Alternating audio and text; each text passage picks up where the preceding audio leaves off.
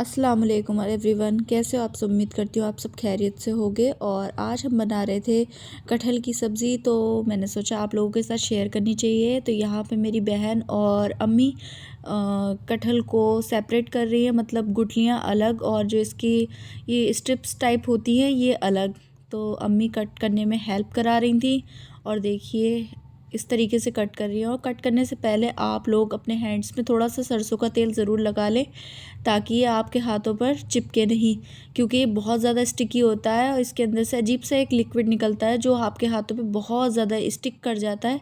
तो आप सरसों का तेल लाजमी लगा लें। और उसके बाद हमने सोचा आज ठंड भी काफ़ी हो रही है तो चूल्हे पर बनाए, बट लकड़ियाँ थोड़ी गीली हो गई थी क्योंकि बारिश हो रही थी। मगर फिर भी मैंने थोड़ी पतली पतली काट के इसमें रख ली है और चूल्हे पे पहले बनाते थे, तो आज भी हमने सोचा कि पुरानी यादें थोड़ी ताज़ा कर ली जाएं और चूल्हे पर हम खाना बनाते हैं। और कटहल थोड़ा चूल्हे का ही बना हुआ ज़्यादा अच्छा लगता है क्योंकि वो खुला खुला बनता है और खुले बर्तन में बहुत अच्छा बनता है। तो सोचा हमने कि चूल्हे पर ही बना लें। और आग बहुत मशक्क़त से जली, बट फाइनली देखें जल गई और बहुत मेहनत लगी है जलने में, मगर हमने जला ली। और कढ़ाई में ले लिया हमने सरसों का तेल, क्योंकि ये इसमें ही बहुत अच्छा बनता है। और उसके बाद ले लिए कुछ मसाले, काली मिर्च, ज़ीरा, बड़ी इलायची, छोटी इलायची वगैरह। ये तेल में डाल दिए। तेल काफ़ी अच्छे से गर्म करना है, उसके बाद ही इसमें डालना है। एंड देन फिर उसके बाद हम डालेंगे जो कटहल की सेपरेट करके हमने गुठलियाँ रखी थी, वो हमने इस ऑयल में ऐड कर दी है। और काफ़ी देर तक इसे हम फ्राई करेंगे जब तक ये गोल्डन ब्राउन नहीं हो जाती। इस सबसे ज़्यादा प्रोसेसिंग का काम इसमें यही है। आपको फ्राइंग में थोड़ा सा टाइम लगता है, बाकी अदरवाइज़ कोई ऐसा काम नहीं है, बहुत जल्दी बन जाता है। बस आपको फ्राइंग के लिए थोड़ा टाइम चाहिए। जब आप जितना अच्छा फ्राई करोगे उतना अच्छा इसका टेस्ट निकल कर आता है। तो यहाँ हम फ्राई करने के लिए कटहल डाल चुके हैं पैन के अंदर, सॉरी कढ़ाई के अंदर। तो ये अच्छे से फ्राई हो रहा है। थोड़ा इसको चलाएँगे ताकि ये नीचे से जल ना जाए। और तकरीबन इसको 10 से 12 मिनट लगेंगे फ्राई होने में, ये अच्छे से फ्राई हो जाएगा। और देखें अब इसका कलर भी चेंज होने लगा है। देखिए बिल्कुल कलर चेंज हो गया। अब हम इसे इसमें से निकालने लगे हैं। तो मेनली मैं तो कभी नहीं बनाती चूल्हे पे, मेरी बहन बड़ी सिस्टर हैं वो बनाती हैं, या अम्मी पहले बनाती थी, बट अम्मी अब नहीं बनाती हैं तो वही बनाती हैं। उन्हें माशाल्लाह से कुकिंग का बहुत शौक़ है, तो वो बोली मैं बनाऊँगी आज, तुम शूट कर लेना, ठीक है। तो यहाँ हम लोग निकालने लगे हैं कटहल को। काफ़ी अच्छे से देखिए गोल्डन ब्राउन सा हो गया, ज़्यादा डार्क भी नहीं करना है और ज़्यादा लाइट भी नहीं। तो अब ये जो बची हुई स्ट्रिप्स थी इस टाइप की कुछ लंबी लंबी निकलती हैं, अलग अलग सेपरेट करके ही निकालना सही रहता है।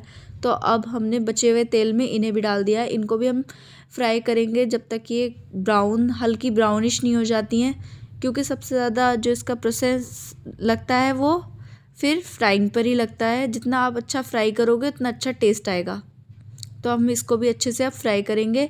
इसको भी तकरीबन 10 से 12 मिनट लग जाते हैं, तब ये अच्छे से फ्राई हो जाता है। और देखें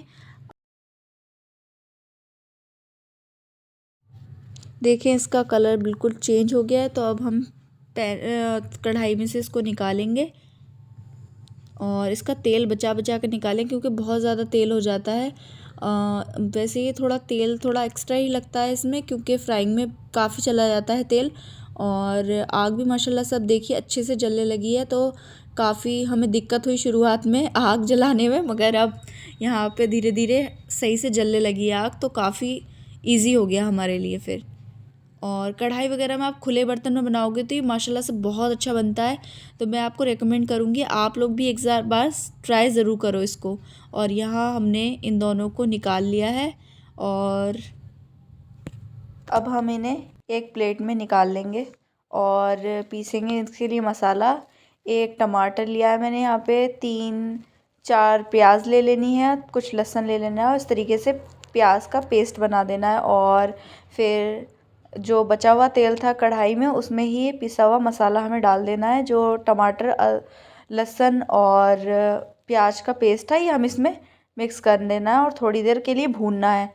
और जब ये थोड़ा सा हल्का सा भुन जाएगा तो हम इसमें ड्राई मसाले ऐड कर देंगे, जो कि है मिर्च का पाउडर और नमक, धनिया पाउडर और हल्दी पाउडर।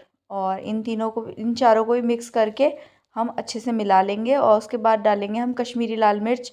आप चाहो तो तीखा लाल भी डाल सकते हो, इससे भी काफ़ी अच्छा कलर आ जाता है। तो आप चाहो तो कश्मीरी लाल डाल सकते हो, चाहो तो तीखा लाल।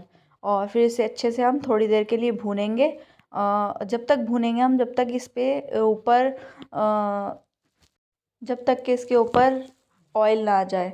और उसके बाद मैंने यहाँ पे दही भी डाला था, बट मैं वो शूट करना भूल गई। तो आप दही डाल देना, उससे भी बहुत मस्त फ्लेवर आता है, तभी ये अच्छा बनता है। और उसके बाद हम जो हमारा भुना हुआ कटहल था वो उसमें ऐड कर देंगे और इसको भी मिक्स कर देंगे ताकि अच्छे से मसाला कोट हो जाए। और खूब अच्छे से इसको मिक्स करना होगा आपको। मैं देखिए कर रही हूँ इस टाइप से, ऐसे आप लोग भी मिक्स कर लीजिए। फिर उसके बाद हम इसमें पानी ऐड करेंगे। आप 2 किलो हमने ये तो 2 किलो कटहल के अंदर हमने डाला है 2 गिलास पानी। और इससे बिल्कुल सही रेशो आता है, बाकी आप अपने हिसाब से डाल सकते हो जितना भी आप डालना चाहो।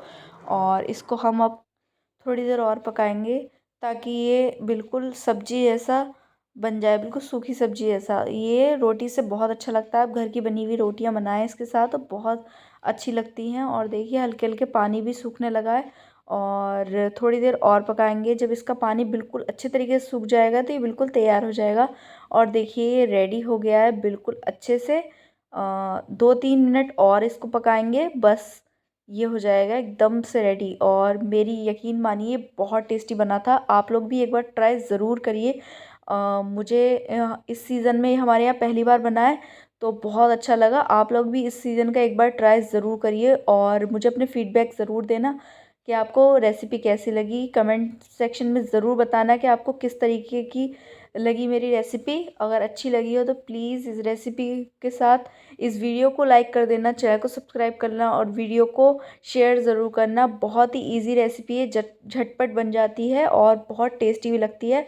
घर की बनी हुई चपाती, फुलके, पराठी जो भी आप लोग खाते हो उसके साथ खाइए और ख़ास करके रोटियों के साथ बहुत शानदार लगता है ये। मुझे भी काफ़ी पसंद है और ये माशाल्लाह से बहुत अच्छा बना था। तो मैं चाहती हूँ आप लोग भी ज़रूर ट्राई करो। और देखिए अब हमने उस कढ़ाई से निकाल के इसमें ट्रांसफ़र कर लिया क्योंकि वो काली हो गई है। तो आप लोग को ये रेसिपी कैसी लगी कमेंट सेक्शन में ज़रूर बताना और मिलते हैं ऐसी किसी रेसिपी के साथ। तब तक के लिए अपना ख्याल रखिए। अल्लाह हाफिज़।